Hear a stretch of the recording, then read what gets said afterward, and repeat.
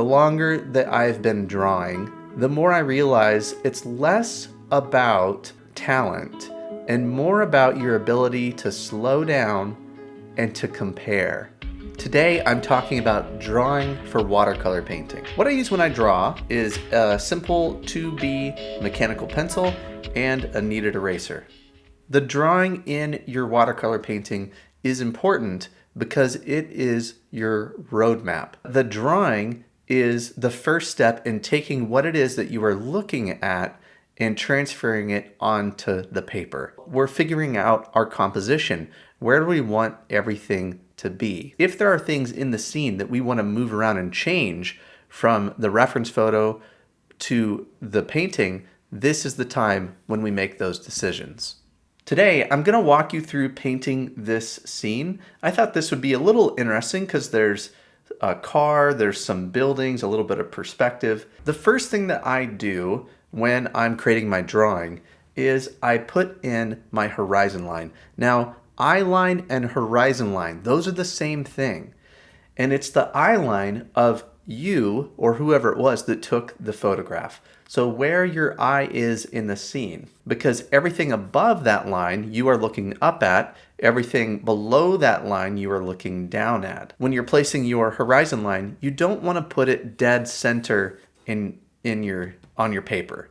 You want to either have more of the sky favored or more of the ground favored. So I'm going to set up my horizon line, and it is about right here on this scene. And I know that because I'm looking at my reference photo and I can barely see the top of that car. So I know that I was just slightly higher up than that car, my eye line or where I was holding the camera, when I took this photograph. And I'm putting it down on this third. After I have that line in place, I typically start at the area of interest and start to get some of those elements in place. So I know my eye line is here. I'm going to go ahead and start drawing this car. This first time through my drawing, I'm keeping my lines nice and light and loose. Just making sure things are where I want them to be and that they're fitting on the page. I don't need to get too focused in details. I try to keep my pencil pretty close to the paper. It's not always directly on the paper, but when I'm drawing it in this way, it's easier to look at what it is I'm drawing and be able to tell where I am if I'm keeping the pencil roughly on the paper, rather than drawing a little bit of the car here, jumping up and decided I want to put the building in here, and just moving around the scene. It's helpful to start in one place and slowly start adding in information. And what I'm doing as I move my hand around the scene is I'm comparing, where does the wheel come down compared to the light? Where is the light compared to the line, the slope of the windshield? Where's the top of the car compared to the wheels? I'm always looking and comparing. And what I found is the longer that I've been drawing, the more I realize it's less about pure talent and more about your ability to slow down and to compare. Always compare. Where does the building come up that's behind it? Okay, it lands about right here on the car.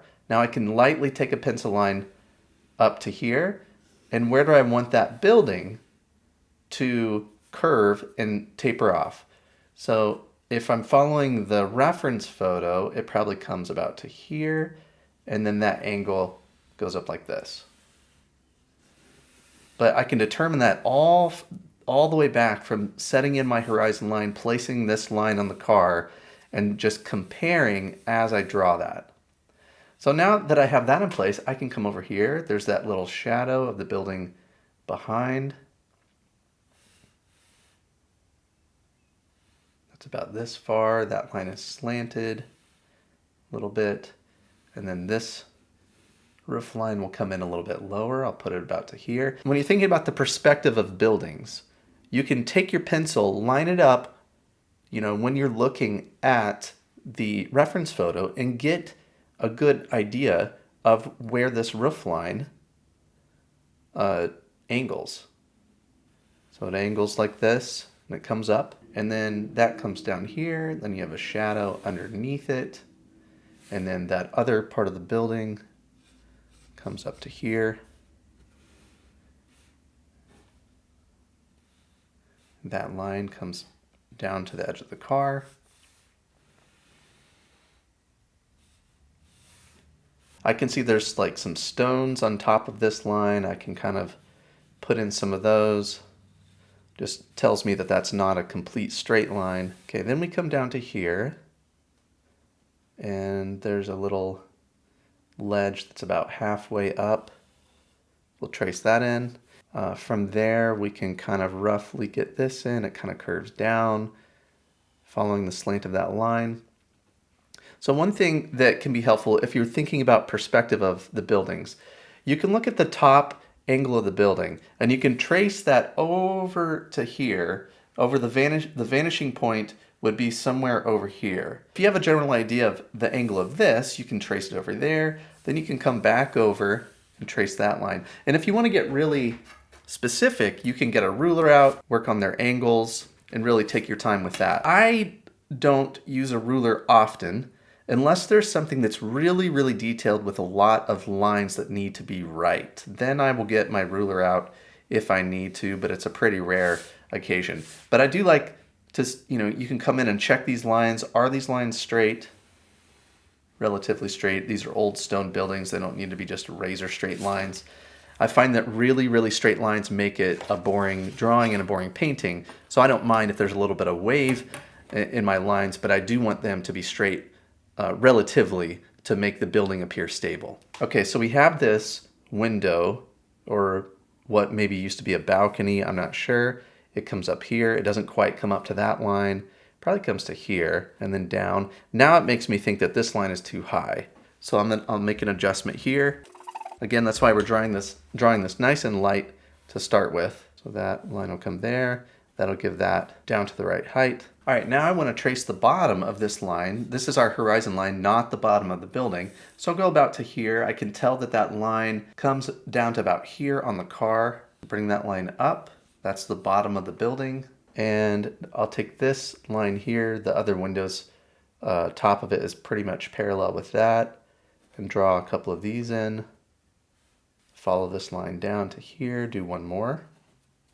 The top of this needs to be parallel with this. So if you want to take your ruler, you can, or you can kind of eyeball it. That the top of that window needs to be parallel with this one. And then there's another window in shadow down here. And then we have our nice arched doorway here.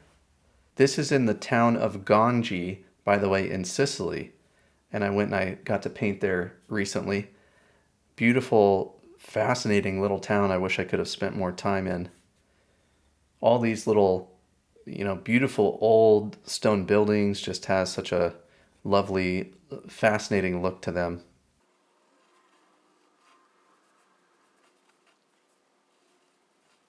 And I'll just suggest some of the brickwork or stonework here.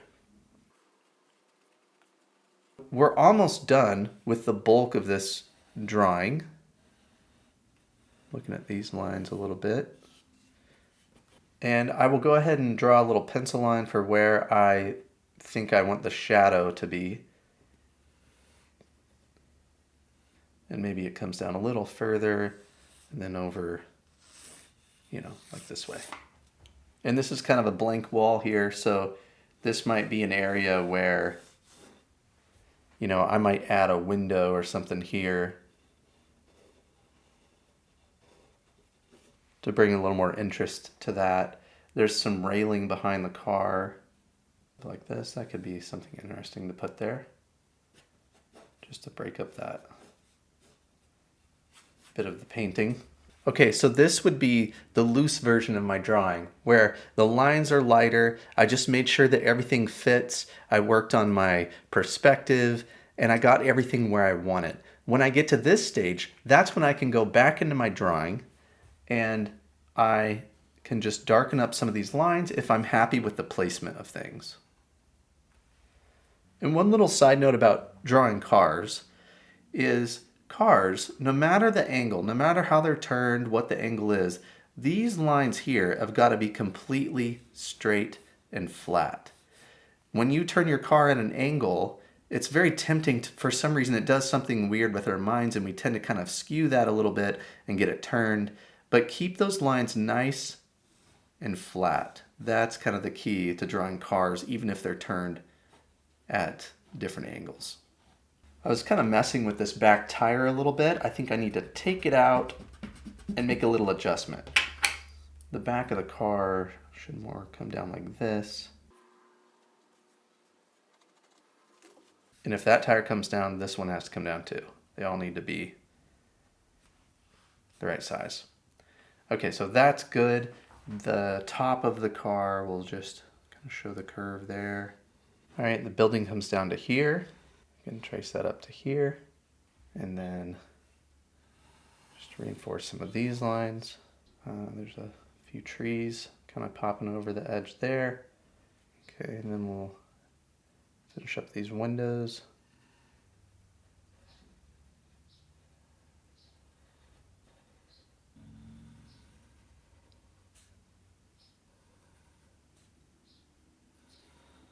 And that is a look at the final drawing. First I placed the horizon line, then I carefully sketched in this car, and I used this kind of as a guide to compare all the other lines as I worked through the scene. So this line where it comes up versus the car where this line comes down. And then I carefully looked at the angles of the buildings to ensure that this was in the right perspective. I think it's important to treat these drawings as a roadmap, and remember that they don't need to be finished works of art themselves. I'm not going in here and drawing every little brick and everything that I need, all the little details. I'm going to do a lot of that with brushwork. So what I want this to do is show me where the large shapes are and help me plan out my approach when I'm painting the light values, the middle values, and the darks. One note, don't draw too light. In my process, I wet down both sides of my paper, and if my drawing is really faint, I'm going to wipe off a lot of that drawing just when I'm wetting my paper down. And then after that, I have the wash that goes on top of it, and I'll still need to see some of my drawing to finish my painting.